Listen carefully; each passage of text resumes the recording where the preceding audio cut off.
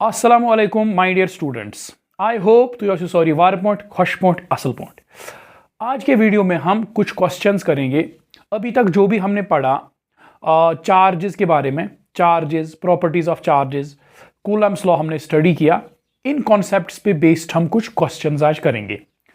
देखो, एक बात अच्छी तरह से आप समझ लो, फिजिक्स में क्वेश्चंस की बहुत ही इंपॉर्टेंस है।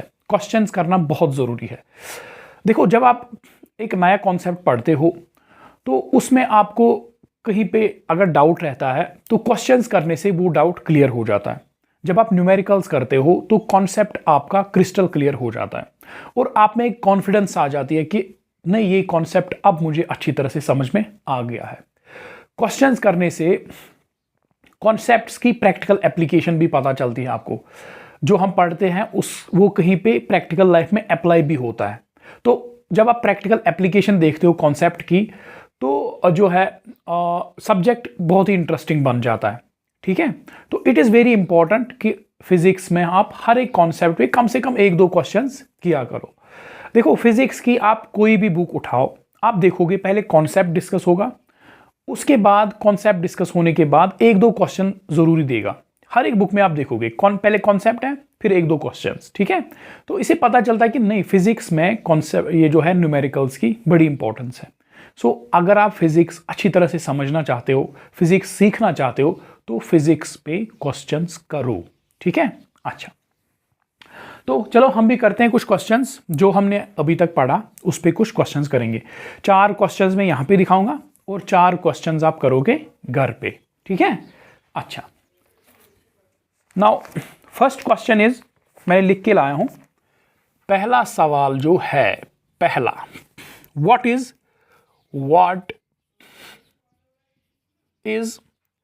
द फोर्स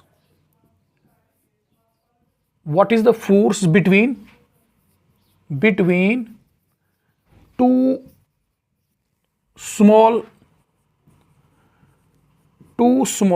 charged spheres, ठीक है, having charges of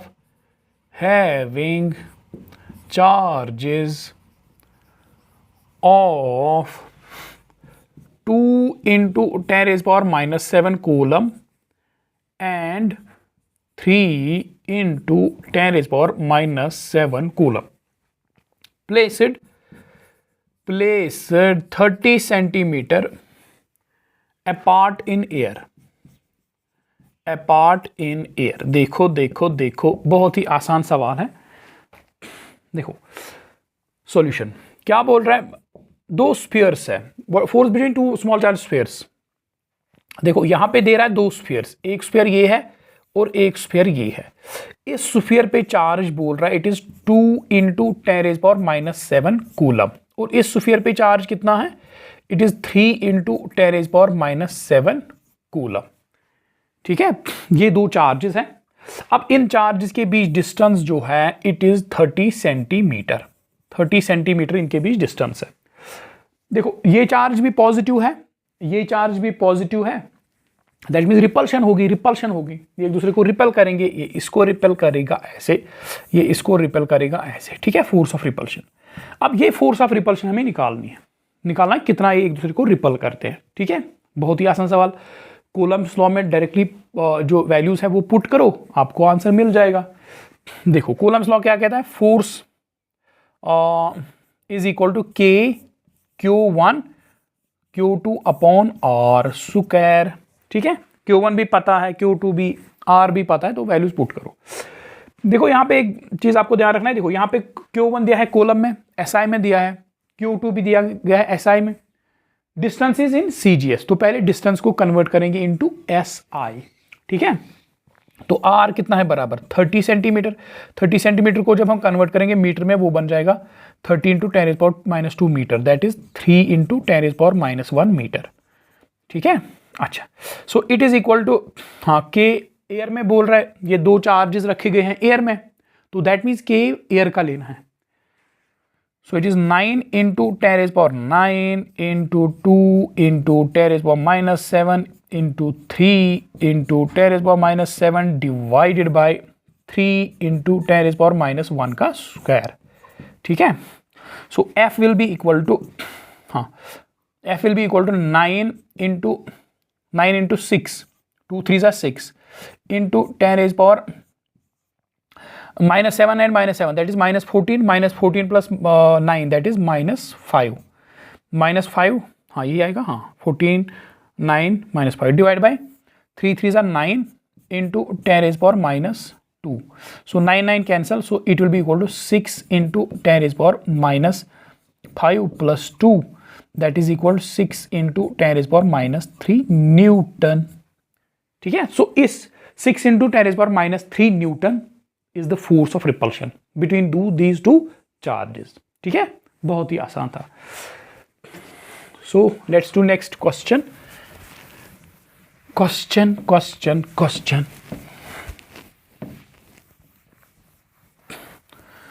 करते हैं दूसरा सवाल, दूसरा क्वेश्चन करते हैं। देखो, हाँ, क्वेश्चन है, क्वेश्चन नंबर 2 है, इज अ चार्ज ऑफ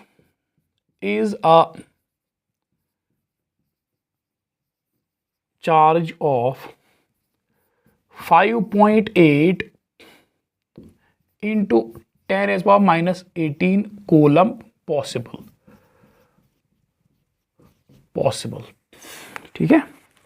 अच्छा, एक मिनट देखता हूं पहले वीडियो ठीक से आता है कि नहीं, एक मिनट। ठीक है, बहुत बढ़िया, बहुत जबरदस्त। Is a charge of 5.8 into 10⁻⁻18 coulomb possible. देखो क्या है क्वेश्चन, क्वेश्चन बोल रहा है कि क्या ये चार्ज पॉसिबल है कि नहीं। 5.8 into 10⁻⁻18 कूलम, क्या ये चार्ज एग्जिस्ट करेगा कि नहीं।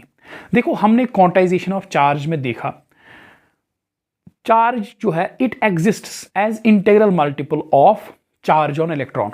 हमने क्या देखा क्वांटाइजेशन ऑफ चार्ज में, Q is equal to NE, Q is equal to NE। What is NE? E is charge on proton और electron, charge on electron, charge on electron that is, और proton proton या electron पे कितना charge है, that is equal to 1.6 into 10⁻⁻19 coulomb. Electron पे minus और proton पे plus. Now ये क्या है charge, this is charge on body, charge on body, ठीक है। अब ये क्या है, this is number of, this is this integer, ये आना चाहिए इंटीजर। देखो, अगर ये n इंटीजर है, अगर ये n इंटीजर लाइक 1 2 3 4 39 49 101 102, ये अगर n यहां पे इंटीजर आता है तो ये चार्ज एग्जिस्ट करेगा। अगर ये फ्रैक्शन में आता है तो ये चार्ज एग्जिस्ट नहीं करेगा। सो n पे डिपेंड है, अगर n इंटीजर आएगा तो चार्ज एग्जिस्ट करेगा, अगर n एक फ्रैक्शन आएगा, पॉइंट्स में आएगा, तो चार्ज एग्जिस्ट नहीं करेगा, ठीक है। अच्छा, देखो यहां पे चार्ज कितना है, 5.8 into 10⁻⁻18, अच्छा, is equal to n into 1.6 into 10⁻⁻19। देखते हैं यहां पे n कितना आया था, अगर इंटीजर आया तो चार्ज एग्जिस्ट करेगा, अगर फ्रैक्शन आया तो चार्ज एग्जिस्ट नहीं करेगा। So n is equal to, implies n is equal to 5.8 into 10⁻⁻18 divide by 1.6 into 10⁻⁻19, that is equal, जब हम ये कैलकुलेट करते हैं इट कम्स आउट विद 36.25, ठीक है। तो n कितना आया, 36.25, दैट मीन्स ये फ्रैक्शन है, ये चार्ज एग्जिस्ट नहीं करेगा। देखो, अगर 36 आता तो चार्ज एग्जिस्ट करता, 37 आता, 38 आता, 2 आता, 5 आता, कोई इंटीजर आता तो ये चार्ज एग्जिस्ट करता, मगर ये 36.25 फ्रैक्शन है तो ये चार्ज एग्जिस्ट नहीं करेगा। So this charge will not exist, this charge will not exist. कौन सा चार्ज, ये जो दिया था 5.8 into 10⁻⁻18 coulomb, will not exist, ये एग्जिस्ट ही नहीं करेगा। अच्छा, हो गए 2 questions.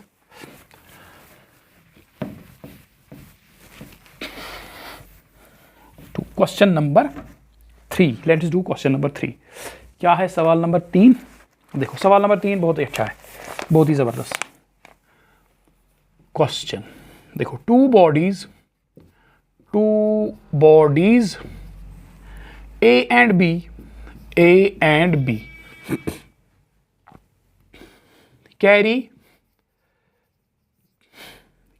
charges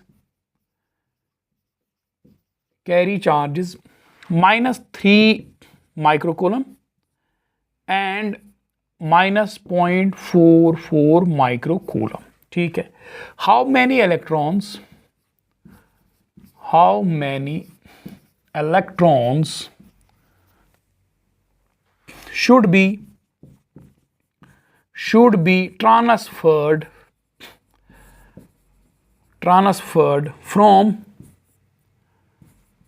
from A to B so that they carry equal charge.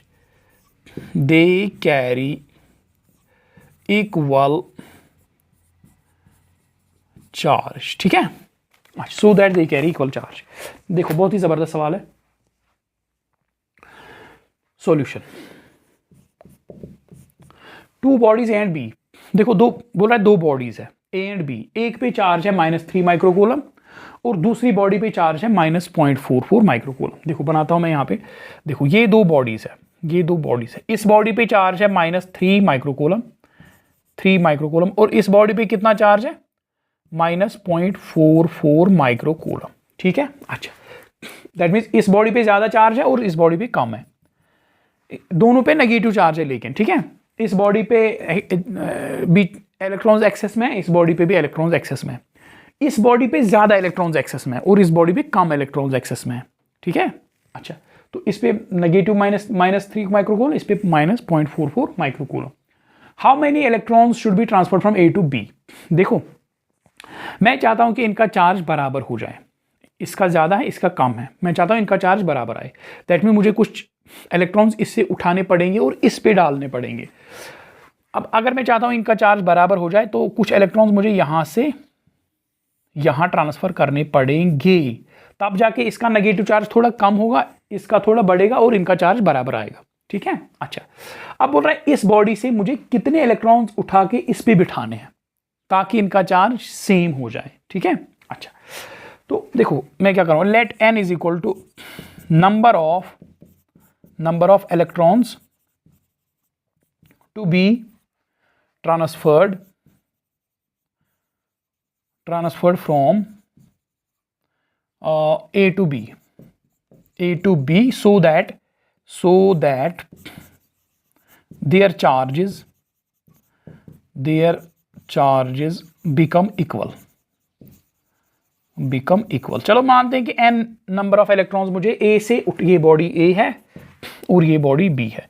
चलो मैं मानता हूं कि n इलेक्ट्रॉन्स मुझे A से उठा के B पे डालने, तब जाके इनका चार्ज इक्वल हो जाएगा. अच्छा, देखो अगर मैं A से n इलेक्ट्रॉन्स उठाता हूं तो इस पे नेट चार्ज कितना आएगा. Net charge on A is equal to, जब मैंने इसे n इलेक्ट्रॉन्स उठाए, इलेक्ट्रॉन्स उठाने से कौन सा चार्ज आता है, पॉजिटिव चार्ज. सो पहले कितना चार्ज था इस पे -3 और n इलेक्ट्रॉन्स उठाने से इस पे +ne चार्ज आ जाएगा. तो नेट चार्ज इस पे कितना बनेगा -3 + ne, क्योंकि ne इलेक्ट्रॉन्स मैंने इसे हटाए, उन ne का चार्ज पॉजिटिव बनेगा. ठीक है. अच्छा, अब ये ne इलेक्ट्रॉन्स मैंने कहां पे डाले, B पे. तो B पे कितना नेट चार्ज आएगा, नेट चार्ज ऑन B कितना आएगा B पे net charge. So it will be equal to, पहले कितना था 0.44 -0.44. अब Ne इलेक्ट्रॉन्स मैंने इस पे डाले. इलेक्ट्रॉन्स डालने से क्या होता है, एक्स्ट्रा इलेक्ट्रॉन्स डालने से नेगेटिव चार्ज आ जाता है. सो इट इज -Ne. ठीक है. अब इनका चार्ज बराबर हो गया. अब इनका charge, let's equate net charge. देखो net charge Ne will be equal to -0.44 -Ne. ठीक है. Implies 2 times Ne will be equal to 3 -0.44. देखो यहां पे लिखता हूं मैं, यहां पे लिखते हैं, इसके बाद लिखते हैं यहां पे देखो 2 times Ne is equal to 3 -0.44, that is 2.56 microcoulomb. 2.56 microcoulomb है. ठीक है. 3 microcoulomb -0.44 microcoulomb. that is 2.56 microcoulomb. So n will be equal to 2.56 divided by 2 times e. So देखो इज इक्वल टू देखो अब यहाँ पे e का वैल्यू डालेंगे हमें नंबर ऑफ इलेक्ट्रॉन्स मिल जाएगा, मगर e का वैल्यू देखो, e का वैल्यू कितना होता है, देखो e का वैल्यू कितना होता है, charge on electron 1.6 into 10⁻19 coulomb, ठीक। मगर यहाँ पे हमें कूलम में नहीं लेना है क्योंकि 2.56 माइक्रोकूलम में है, तो चार्ज ऑन इलेक्ट्रॉन हमें लेना है माइक्रोकूलम में। तो वो कितना आएगा माइक्रोकूलम में, देखो 1 coulomb is equal to 10⁻6 microcoulomb, ठीक है। तो 1.6 इंटू 10⁻19 कूलम किसके बराबर आएगा, 1.6 into 10⁻19 into 10⁻6 microcoulomb, that will be equal to 1.6 into 10⁻13 microcoulomb, ठीक है, इतना। सो इलेक्ट्रॉन पे कितना चार्ज है, 1.6 इंटू 10⁻19 कूलम, या हम कह सकते हैं इट इज 1.6 इंटू 10⁻13 माइक्रोकूलम। तो यहाँ पे लिखेंगे हम 2.56 divide by 2 into 1.6 into 10⁻13 microcoulomb, ठीक है, microcoulomb. So implies n will be equal to, जब हमें कैलकुलेट करते हैं, इट इज 8 इंटू 10⁻12 इलेक्ट्रॉन्स, ठीक है। अच्छा, तो आंसर आया ये n इज इक्वल टू, हाँ। तो इसका क्या मतलब है, इसका मतलब है जब 8 इंटू 10⁻12 इलेक्ट्रॉन्स ए से बी पे हम उठा के ले जाएंगे, तब जाके इनका चार्ज आ जाएगा इक्वल, ठीक है। आई होप ये आपको समझ में आ गया होगा, बहुत ही ईजी है। सो ये है तीसरा सवाल। अब हम करेंगे चौथा सवाल, question number 4। Question number 4,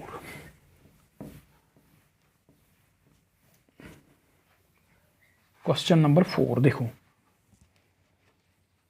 question number 4 देखो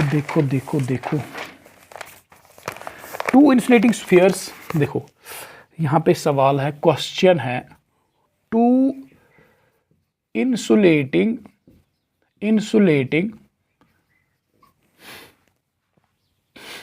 spheres are rubbed against each other, ठीक है, बहुत बढ़िया, and placed at 1 centimeter apart, ठीक है। if they attract each other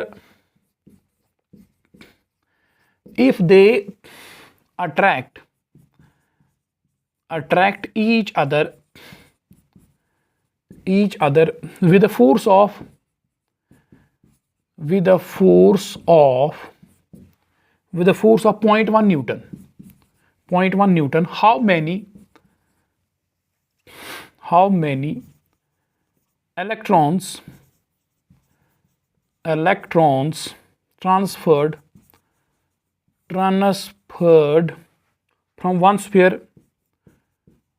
from one sphere to the other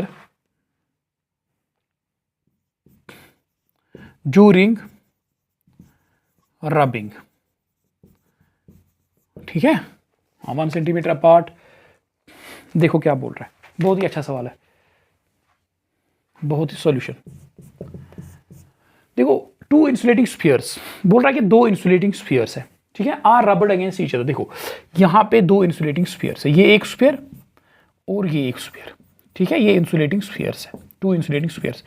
अब बोल रहा है कि इनको किया गया रब अगेंस्ट ईच अदर, इनको एक दूसरे के साथ रब किया गया, कैसे, ऐसे चिक चिक चिक चिक चिक चिक चिक चिक, एक दूसरे के साथ इनको रब किया गया। अब जब रबिंग के दौरान due to friction electrons transfer हो जाएंगे एक स्फीयर से दूसरे स्फीयर पे। तो सपोज इस स्फीयर से इलेक्ट्रॉन्स उठ के यहां पे आ गए, इस स्फीयर से कुछ इलेक्ट्रॉन्स उठ के यहां पे आ गए, ठीक है। अच्छा, तो उसके नतीजे में क्या हुआ, इस पे पॉजिटिव चार्ज आया और इस पे नेगेटिव चार्ज आया। फिर बोल रहा है कि जब इनको रब किया गया, एक पे पॉजिटिव आया दूसरे पे नेगेटिव आया, फिर इनको 1 सेंटीमीटर दूर रखा गया। कितना दूर रखा गया, 1 सेंटीमीटर, 1 सेंटीमीटर इनको रखा गया दूर, ठीक है। जब इनको एक दूसरे के दूर दूर रखा गया 1 सेंटीमीटर डिस्टेंस पे, तो अब ये पॉजिटिव है और ये नेगेटिव है ड्यू टू रबिंग करने से। अब इन पे चार्ज है और अपोजिट चार्ज है, ये एक दूसरे को करेंगे अट्रैक्ट। बोल रहा है कि ये एक दूसरे को अट्रैक्ट कर रहे हैं किस फोर्स से, कितनी अट्रैक्शन से, 0.1 न्यूटन। तो इनके बीच जो फोर्स ऑफ अट्रैक्शन लगता है ये है 1 न्यूटन। अब बोल रहा है कि अगर इनके बीच फोर्स ऑफ अट्रैक्शन लगता है 0.1 न्यूटन, तो इस स्फीयर से यहां तक कितने इलेक्ट्रॉन्स ट्रांसफर हुए थे फिर। ठीक है, देखो क्या बोल रहा है कि 2 इंसुलेटिंग स्फीयर्स हैं, उनको हमने एक दूसरे के साथ रब किया ऐसे। ठीक है, अच्छा, रबिंग के बाद एक पे पॉजिटिव चार्ज आया, दूसरे पे नेगेटिव चार्ज आया, फिर हमने इनको एक दूसरे के दूर दूर रखा, कितना, 1 सेंटीमीटर। बोल रहा है कि अगर इनको हमने 1 सेंटीमीटर की डिस्टेंस पे रखा, इनमें फोर्स ऑफ अट्रैक्शन लगता है 0.1 न्यूटन। अगर इनके दरमियान 0.1 न्यूटन का फोर्स ऑफ अट्रैक्शन लगता है, तो कितने इलेक्ट्रॉन्स ट्रांसफर हुए थे इस स्फीयर से इस स्फीयर तक ड्यूरिंग रबिंग। जब हमने इनको रब किया था तो यहां से यहां तक कितने इलेक्ट्रॉन्स गए थे फिर। ठीक है, अच्छा, देखो हम क्या करेंगे, देखो इस स्फीयर से इलेक्ट्रॉन्स यहां गए, तो सपोज इस पे एक चार्ज क्यू आया। अगर इस पे चार्ज क्यू आया तो इस पे कितना चार्ज आया होगा, -q, क्योंकि जितने इलेक्ट्रॉन्स इससे उठे हैं उतने इस पे बैठे हैं। तो अगर इस पे क्यू आया है तो इस पे -q आया होगा। तो हम पहले ये क्यू निकालेंगे, इन पे कितना चार्ज आया। देखो वो कैसे निकालेंगे, by using Coulomb's law, F = K Q1 Q2 divide by R square. देखो इज इक्वल टू, हाँ, divide by R square. Implies force कितना लग रहा है, 0.1 न्यूटन, ये तो उधर से ही दे रहा है, इज इक्वल टू K कितना, 9 × 10⁻9 इंटू, देखो Q कितना, Q1 कितना, Q2 भी कितना, Q। देखो यहाँ पे हम सिर्फ मैग्नीट्यूड ले रहे हैं, क्योंकि स्केलर रिलेशन है, तो इसमें हम सिर्फ मैग्नीट्यूड ले रहे हैं, यहाँ पे माइनस नहीं लेंगे, डिवाइड बाय, हाँ, R स्क्वायर इज, देखो ये है 1 सेंटीमीटर, हाँ, दैट इज 1 × 10⁻2 मीटर में हम इसको कन्वर्ट करेंगे का स्क्वायर। मीटर में कन्वर्ट करना होगा, क्योंकि ये जो यूनिट है, या देखो फोर्स किस में दे रहा है, SI में, और ये यूनिट जो 9 × 10⁻9 है ये भी SI में है, तो डिस्टेंस को हमें कन्वर्ट करना पड़ेगा मीटर में। 1 centimetre is equal to 1 × 10⁻2 metre. ठीक है, अच्छा, सो एम्प्लाइज 0.1 इंटू, देखो 10⁻4 क्रॉस मल्टीप्लाई करो, it is 10⁻4 will be equal to 9 × 10⁻9 into Q square. ठीक है, तो एम्प्लाइज ये आएगा 10⁻5 divide by 9 × 10⁻9 will be equal to Q square. Implies, देखो क्यू स्क्वायर किसके बराबर आएगा, Q square will be equal to 10⁻, देखो ये 9 ऊपर आएगा माइनस में, 10⁻14 आएगा, हाँ, -5 -9 दैट इज -14 डिवाइड बाई 9। और एम्प्लाइज क्यू जो है, क्यू आएगा बराबर √10⁻14 divide by 9 that is equal to Q is equal to 10⁻7 divide by 3। ठीक है, तो क्यू कितना है बराबर, क्यू हमने कितना निकाला, सो इस पे कितना चार्ज आया है, 10⁻7 डिवाइड बाई 3, इस पे कितना चार्ज आया है, इतना 10⁻7 डिवाइड बाई 3 बट नेगेटिव। ठीक है, तो ये हमने इन पे चार्ज निकाला, कितना चार्ज इन पे आ गया होगा। ठीक है, जब हमने इनको रब किया, मगर हमें चार्ज तो नहीं निकालना है, हमें निकालना है इस पे कितने इलेक्ट्रॉन्स, इससे यहां तक कितने इलेक्ट्रॉन्स गए हैं। ठीक है, अब इजी है, देखो हमें पता है, क्या पता है हमें, क्यू किसके बराबर होता है, N E, quantization of charge N E, तो यहाँ पे क्यू कितना है, so N will be equal to N, number of electrons transferred is equal to Q divide by E, is equal to Q कितना है 10⁻7 divide by 3 divide by E कितना है 1.6 × 10⁻19। सो ये जब हम निकालते हैं कैलकुलेट करके, ये आता है 2 × 10⁻11 इलेक्ट्रॉन्स। ये है हमारा आंसर। सो जब हमने इनको रब किया, इस बॉडी से इस बॉडी तक कितने इलेक्ट्रॉन्स ट्रांसफर हुए हैं, 2 × 10⁻11 इलेक्ट्रॉन्स यहां से उठे हैं और यहां पे बैठे हैं। उनके नतीजे में इस पे कितना चार्ज आया है, 10⁻7 डिवाइड बाई 3 कूलम, और इस पे कितना चार्ज आया है, 10⁻7 divide by 3 coulomb but negative. उसके नतीजे में इनके दरमियान अट्रैक्शन कितनी हो रही है, 0.1 न्यूटन। ठीक है, अच्छा, ये 4 क्वेश्चंस मैंने आपको दिखाए। अब 4 क्वेश्चंस मैं यहाँ पे लिखूंगा और आप वो घर पे करोगे। ठीक है,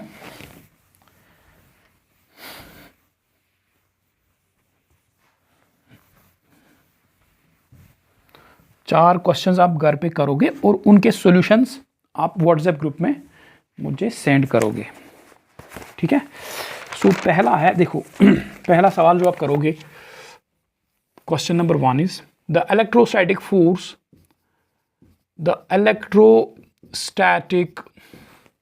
force on a small sphere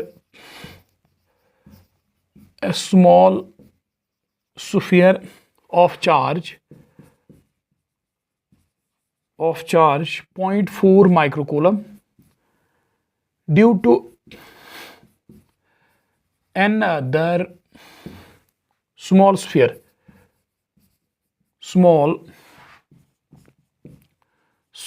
of charge minus 0.8 microcoulomb in air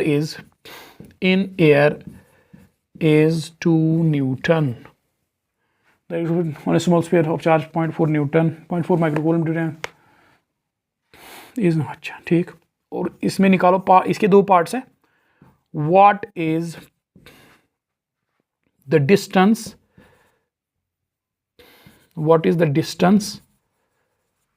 between two spheres?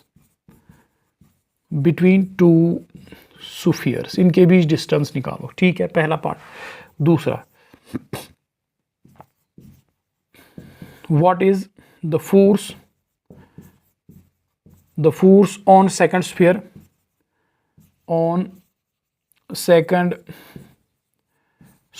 due to first?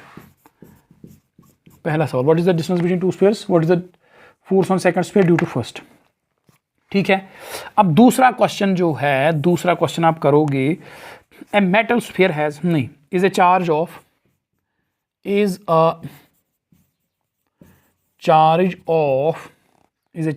6.4 into 10⁻⁻18 coulomb possible. क्या इतना चार्ज पॉसिबल है, ठीक है। तीसरा क्वेश्चन जो आप करोगे, a metal sphere has a charge of a metal sphere has a charge of minus 6.5 microcoulomb when फिर क्या हुआ, when 5 into 10⁻13 electrons are removed from the sphere,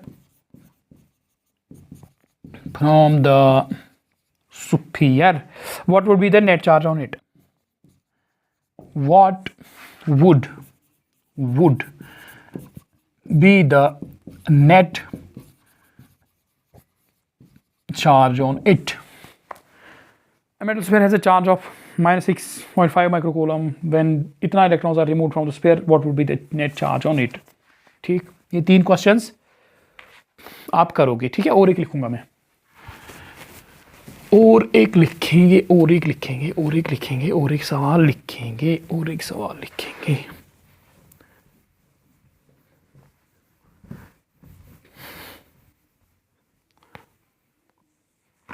देखो, और एक सवाल कहाँ है, यहाँ है। देखो, 2 चार्जेस, Question 4.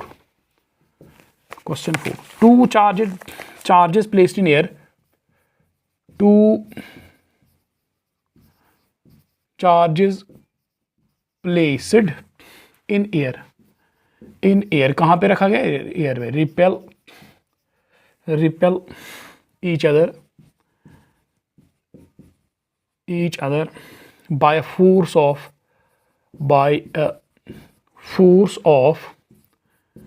10⁻⁻4 Newton, ठीक है। When oil is introduced between the charges,